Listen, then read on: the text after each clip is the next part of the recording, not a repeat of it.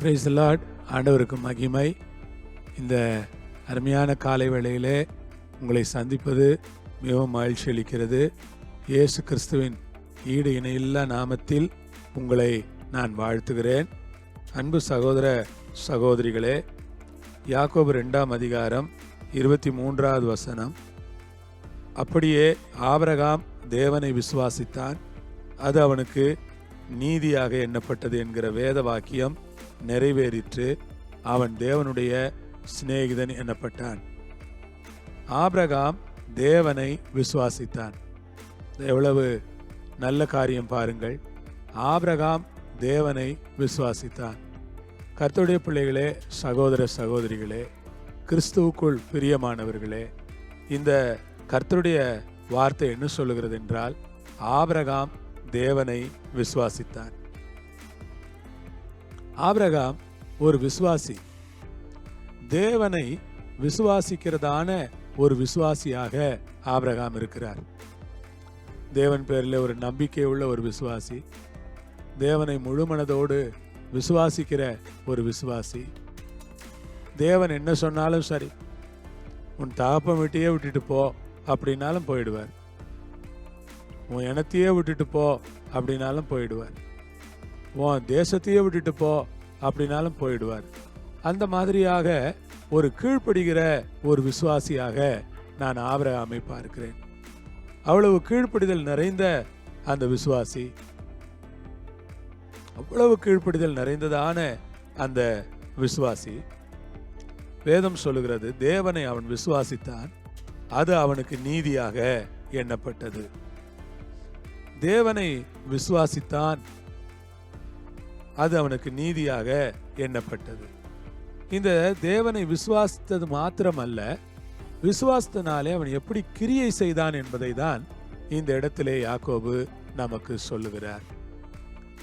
விசுவாசிக்கிறேன் விசுவாசிக்கிறேன் என்று சொல்லிக் கொண்டிருப்பது மட்டுமல்ல, ஒரு விசுவாச கிரியையாக உன் ஒரே மகன், உன்னுடைய புத்திரன், ஏகசுதன், நீ நேசிக்கிற அந்த மகனை பலியிடு, மோரியா தேசத்திலே நான் காண்பிக்கும் மலைகளில் ஒன்றிலே அவனை பலியிடு என்று கர்த்தர் சொன்னபோது, ஆபிரகாம் சற்றும் தயங்காமல், யோசிக்காமல், பின்வாங்காமல், கர்த்தர் சொன்னபடியே உடனே தான் பையனை கூட்டிட்டு மோரியா மலைக்கு போயிட்டு தான் மகனை பலியிடுறதுக்கு அவர் ஆயத்தமாயிட்டார். விசுவாசிங்க, இதை பற்றி கொஞ்சம் யோசிச்சு பாருங்க.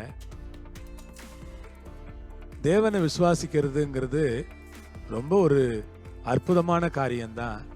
ஆனால் அவர் கடினமான காரியத்தை சொல்லும்போது நம்மளால சில நேரங்கள் அதை செய்ய முடியுமா என்று தெரியவில்லை.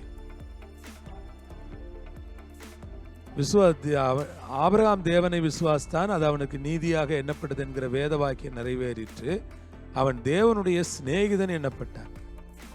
எப்பொழுது அவன் தேவனுடைய சிநேகிதனாக மாறுகிறான் என்றால், தன் மகனை பலியாக செலுத்த அவன் முழு மனதோடு சம்மதித்தான். சம்மதித்தது மட்டுமல்ல, காலந்தாழ்த்தவில்லை. 2வது முறை கர்த்தர் ஏதாவது சொல்லுவாரா என்று 2வது முறைக்காக அவன் காத்திருக்கவில்லை. நேரடியாக அவன் தன் மகனை பலியிடுவதற்கு கூட்டிக் கொண்டு போய்விட்டான். தன் மனைவியிடத்தில் அதை குறித்து அவன் பகிர்ந்து கொண்டதாக எனக்கு தெரியவில்லை.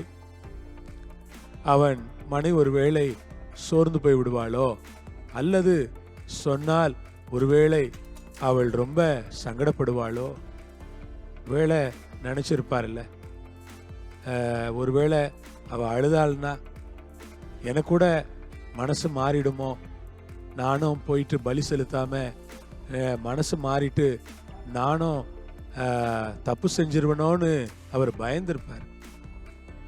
சகோதர சகோதரிகளே, இந்த நாட்கள்ல நாம ரொம்ப யோசிக்க வேண்டிய காரியம் என்னன்னா, கடவுளுக்கு கீழ்ப்படிகிறதுக்கு நாம சில நேரங்கள்ல மனுஷங்களுடைய ஒப்பீனியனுக்காக காத்திருக்க முடியாது.